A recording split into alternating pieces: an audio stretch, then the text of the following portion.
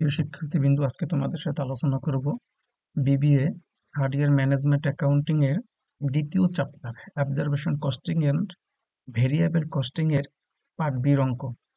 Part বির অঙ্ক নিয়ে আলোচনা করার অন্যতম কারণ হচ্ছে অনেক সময় দেখা যায় ছাত্রছাত্রীরা পরীক্ষার হলে গিয়ে পার্ট বির অঙ্ক পারে না।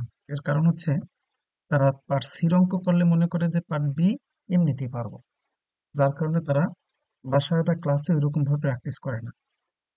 তো এই সমস্যার কারণে মূলত তারা পার্ট বির অঙ্কগুলোর অ্যান্সার করতে পারে না। তাই আজকে সেই দিকটা বিবেচনা করে পার্ট বির অঙ্ক আলোচনা করব। আজকে যে অঙ্কটা আলোচনা করব সেই অঙ্কটা ন্যাশনাল ইউনিভার্সিটি 2012 সালে এসেছে। ছোট অঙ্ক, অনেক সহজ অঙ্ক। তো আমরা মূল অঙ্কে চলে আসি। Sonali company limited manufactures bicycle for the use in one city street. আমাদের অঙ্কের ফর্মুলা অঙ্কে দেওয়া আছে বিগিনিং ইনভেন্টরি ছিল না, unit produced 10,000, unit sold 8,000, selling price per unit 100 টাকা।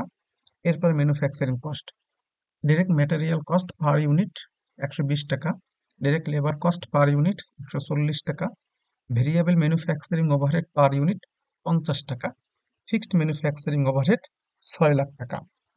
রিকোয়ার্ড আমাদের এখানে অঙ্কে মূলত চেয়েছে determine the unit product cost under absorption costing. 2 নম্বরে determine the unit product cost under variable costing. আমি পূর্বের ক্লাসে তোমাদের সাথে আলোচনা করেছিলাম যে কিভাবে পার ইউনিট কস্ট বের করে, অবজারভেশন কস্টিং আর ভেরিয়েবল কস্টিং। যারা এর আগে লেকচার 1টা দেখোনি তারা প্লিজ আমার চ্যানেলে ইউনিট প্রোডাক্ট কস্ট কিভাবে বের করতে হয় সেটার একটা ফর্মুলা দিয়ে একটা ক্লাস নিয়েছিলাম। তো দয়া করে তোমরা এই লেকচারটা দেখো। তো অবজারভেশন কস্টিং আর ভেরিয়েবল কস্টিং এর দুইটাই আমার ইউনিট প্রোডাক্ট কস্টিং নির্ণয় করে। একই খরচ দ্বারা আমাদের দুই রকম পার ইউনিট হয়। সেটা কিভাবে হয়? যে অবজারভেশন কস্টিংটা হচ্ছে ভেরিয়েবল কস্টিং এর সাথে, অর্থাৎ ভেরিয়েবল উৎপাদন খরচের সাথে ফিক্সড ম্যানুফ্যাকচারিং কস্ট যুক্ত করে। আর ভেরিয়েবল কস্টিং শুধু ভেরিয়েবল প্রোডাক্ট উৎপাদন খরচটা যুক্ত করা হয়।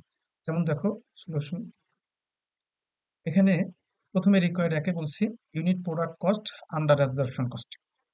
ডিরেক্ট ম্যাটেরিয়াল কস্ট, যেটা আমার প্রশ্নে দেওয়া আছে 120 টাকা। ডিরেক্ট লেবার কস্ট 140 টাকা, প্রশ্নে 140 টাকা দেওয়া আছে। ভেরিয়েবল ম্যানুফ্যাকচারিং ওভারহেড 50 টাকা। এর সাথে আমরা যুক্ত করছি ফিক্সড ম্যানুফ্যাকচারিং ওভারহেড 6 লাখ টাকা। এই 6 লাখ টাকা হচ্ছে মোট খরচ হয়েছে, অর্থাৎ আমরা যে এই বছরে 10,000 ইউনিট উৎপাদন করছি, এই 10,000 ইউনিট উৎপাদন করতে আমার 6 লক্ষ টাকা খরচ হয়েছে। তাহলে এক ইউনিট উৎপাদন করতে কত খরচ? ওই যে আমি এখানে দেখাই দিয়েছি, 6 লক্ষ ভাগ 10,000, 60 টাকা। অর্থাৎ এই যে 120 টাকা, 140 টাকা এবং 50 টাকা, এই তিনটা খরচ হচ্ছে ভেরিয়েবল। আর এর সাথে ফিক্সড ম্যানুফ্যাকচারিং পার ওভারে যুক্ত করে হয়েছে 370 টাকা। এইটা হচ্ছে আমার অবজারভেশন কস্টিং এর পার ইউনিট উৎপাদন খরচ। 2 নাম্বার রিকোয়ারমেন্টে চেয়েছে determine the cost, determine the unit product cost under variable costing. Unit product cost under variable costing, আমরা যে এই যে অবজারভেশন কস্টিং এ material cost, labour cost, variable cost, এই তিনটা খরচই আমরা এখানে নেব। এই যে ম্যাটেরিয়াল কস্ট 120 টাকা, লেবার কস্ট 140 টাকা, ভেরিয়েবল ম্যানুফ্যাকচারিং ওভারহেড 50 টাকা, এই তিনটা খরচকে একত্রে বলা হয় একত্রে 370 টাকা। এটি হচ্ছে ভেরিয়েবল কস্টিং। তাহলে আমরা মূলত জিনিস বুঝতে পারছি, ভেরিয়েবল কস্টিং এ material cost, direct material cost, direct labour cost, variable manufacturing overhead per unit, এই তিনটা খরচ মিলে হলো ভেরিয়েবল কস্টিং।